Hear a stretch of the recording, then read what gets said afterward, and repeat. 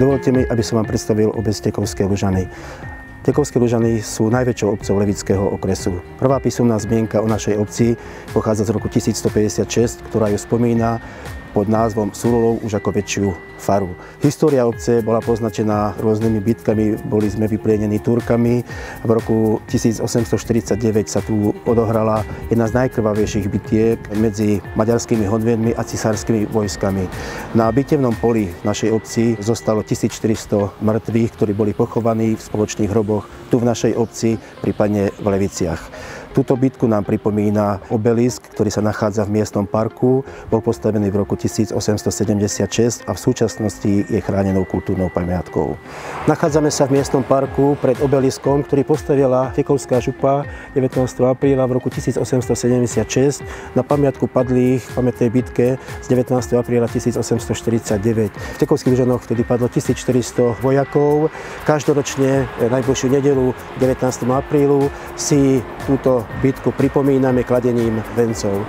Inak celý tento priestor bola, kedy to bola pamätná záhrada. V posledných rokoch to využívame na organizovanie obecných slávností, medzinárodných stretnutí, mažoretkových súborov, proste na podujatia, na ktoré pozývame všetkých obyvateľov našej obce, kde pozývame svojich priateľov z našich partnerských a družobných miest a obcí. Vzhľadom k tomu, že tento rok bude význačný, pretože si pripomíname 860. výročie prvej písomnej zmienky o našej obci, rozšírime okruh našich hostí o partnerské miesta našich partnerských miest. Touto cestou chcem pozvať aj divákov televízie 8, prípadne všetkých záujemcov, ktorí sa chcú v príjemnom prostredí príjemne zabaviť. Roky 1947 až 1948 výrazne zasiahli do histórie našej obci. V týchto rokoch boli z našej obce vysídlených 315 rodín do Maďarska, do mesta Bátasek a okolia. Z okolia Sarvašu, Békejskej Čaby, Kondrošu zase boli prisťahovaní obyvatelia slovenskej národnosti. Počas druhej svetovej vojny boli deportovaní občania židovskej národnosti. Tieto milníky v našej histórii sme dokázali prekonať, nájsť porozumenie a mesta Bátasek a Kondoroš v Maďarskej republike sú našimi družobnými obcami. Ja ako starosta obce som čestným občanom mesta Bátasek. Celkovo naša obec je z pohľadu národnostného aj konfesionálneho veľmi zaujímavou obcov. Máme tu 5 náboženstiev a tá národnosť v súčasnej dobe zhruba 70%, slovenskej národnosti zhruba 30% maďarskej národnosti.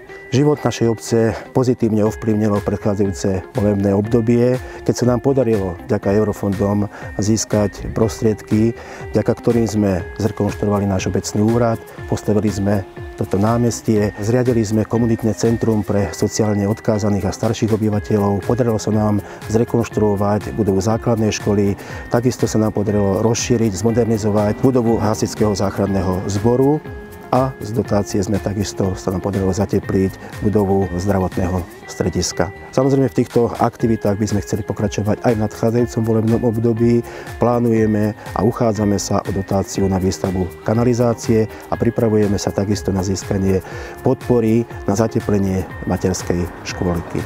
Obvodné zdravotné stredisko v Tekovských Lužanoch bolo postavené ešte v 70. rokoch minulého storočia v rámci vtedy obľúbených akcií Z, čiže podielali sa na to aj obyvatelia, aj rôzne iní ľudia. Zdravotné stredisko je aktuálne prevádzkované obcov ako neštátne zdravotné zariadenie. Máme tu obvodných lekárov, máme tu detského lekára, máme tu zubnú ambulanciu. Ordinačné hodiny tu má aj ženský lekár a prevádzkuje sa tu aj agentúra domácej ošetrovateľskej služby. Ako vidíte, máme tu aj veľmi peknú lekáreň.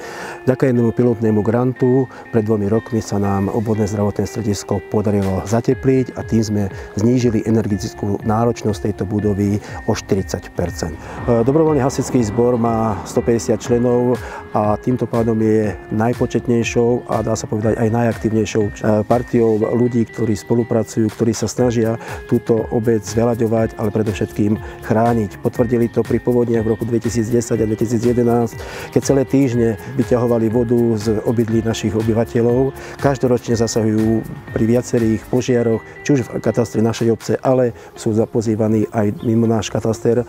Vzhľadom k tomu, že v rámci celoplošného rozmiestnenia síl sme zaradení do kategórie B, vďaka tomu sme boli úspešní pri rekonštrukcii a modernizácii tejto hasičskej zbrojnice a úspešne sme sa uchádzali aj o nové vozidlo, ktoré si vzhľadom na svoju aktivitu a zanietenosť naši požiarníci celkom určite zaslúžili. Môžeme sa pochváliť už s 15-ročnou históriou mažoretkového súboru.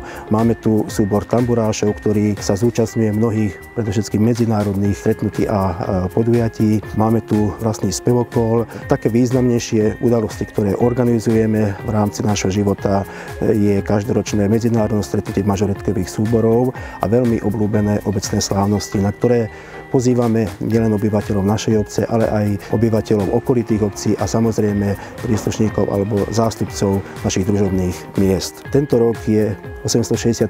rokom prvej písomnej zmienky o našej obci.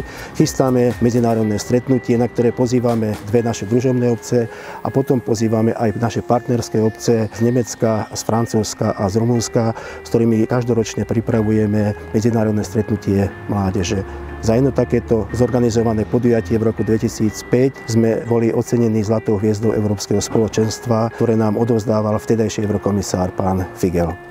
Takisto naši požiarníci majú tohto roku výročie, boli založení pred 125 rokmi. Takisto si toto výročie chceme pripomenúť a pozývame dobrovoľných hasičov z okolia, z Bátaseku, z Kondorošu a poprvýkrát aj našich nových partnerov z českého mesta Štětina.